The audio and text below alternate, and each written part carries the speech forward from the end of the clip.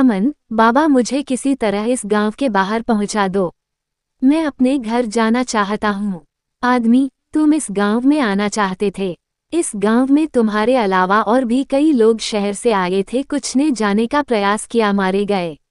कुछ इसी गांव में रहते हैं, लेकिन किसी में इतनी हिम्मत नहीं कि तुम्हें कुछ बता सके। चुपचाप यहाँ रहो, नहीं तो मारे जाओगे। गांव के लोग यहाँ बाहर से आने वाले का पूरा ध्यान रखते हैं। खाना पीना, रहने के लिए जगह, सब कुछ मिलेगा। इधर अमन के घर पर उसकी पत्नी और एक बेटी थी।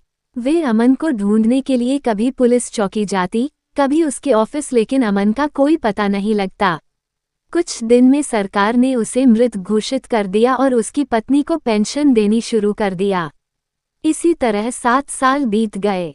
एक दिन गांव वाले बाहर नाच गा रहे थे, तभी अमन बाहर निकला। गांव वालों ने उसे अपनी खुशी का कारण बताया। आदमी, बेटा, आज से 12 साल पहले हमारे गांव में एक तांत्रिक आया था। उसे गांव वालों ने मार मार कर भगा दिया। तभी से उसने आत्माओं को बुलाकर इस गांव को बांध दिया। कोई भी गांव से बाहर नहीं जा सकता। अब गांव में एक साधु बाबा आए हैं, कल वे पूजा करेंगे जिससे ये गांव बंधन से खुल जाएगा और सभी आत्माओं को मुक्ति मिल जाएगी। तुम भी अपने घर जा सकते हो। अगले दिन पूरे गांव को सजाया गया। साधु और उनके शिष्यों ने गांव के बीच में हवन किया। हवन के समय कई आत्माओं की आवाजें गांव वालों ने सुनी। हवन समाप्त होते होते सब शांत हो गया। गांव अब श्राप मुक्त हो चुका था। अमन भी साधु बाबा और अन्य लोगों के साथ गांव से बाहर आ गया।